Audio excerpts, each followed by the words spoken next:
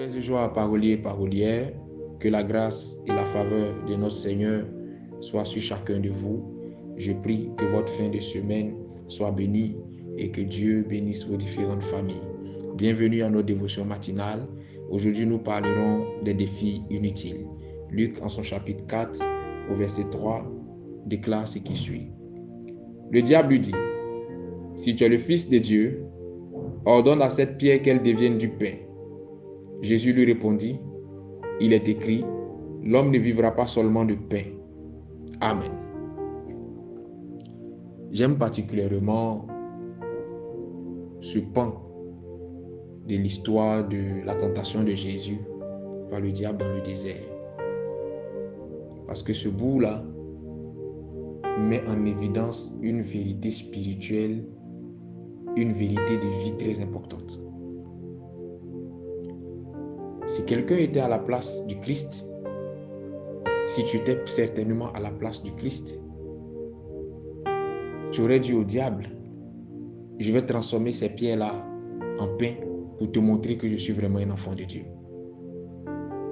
D'autres lui auraient certainement dit, je vais faire ça pour te montrer que je suis vraiment un prophète ou pour te confirmer que j'ai été vraiment consacré, que je suis vraiment un pasteur. Et j'en connais d'autres qui auraient obéi à ce que le diable leur demandait, juste pour montrer qu'ils étaient au diable.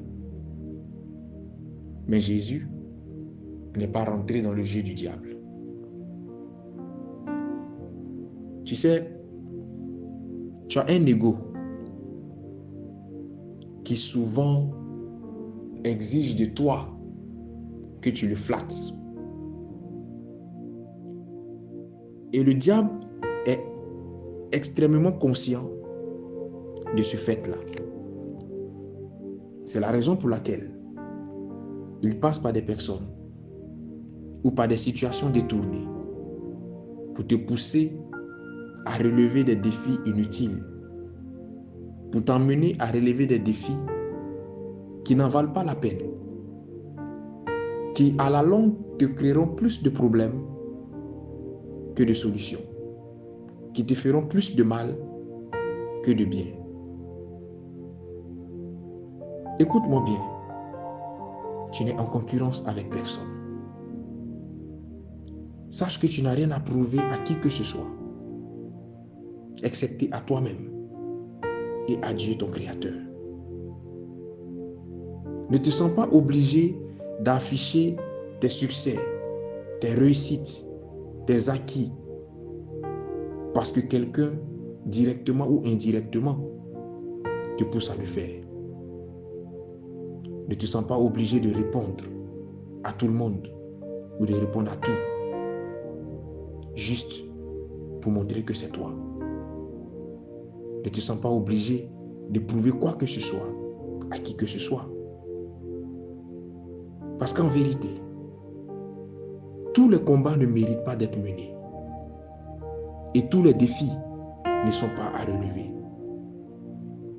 Avant de mener un combat, avant de vouloir relever un défi, pose-toi la question de savoir, est-ce que ce combat ou ce défi en valent véritablement la peine, ces choses-là?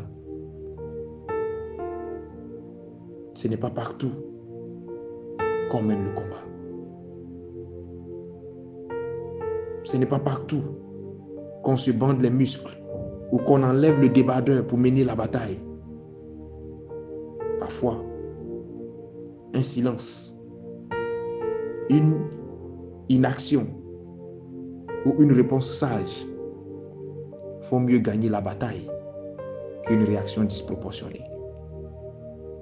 Je prie ce matin que la sagesse du Christ, manifestée et incarnée dans ce pan de la Bible, en Luc chapitre 4 au verset 3, t'anime.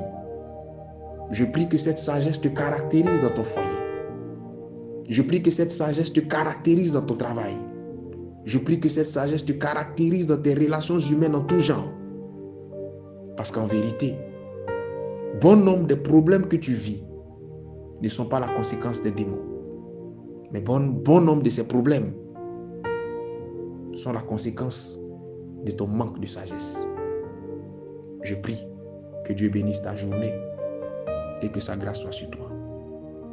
Shalom chez toi.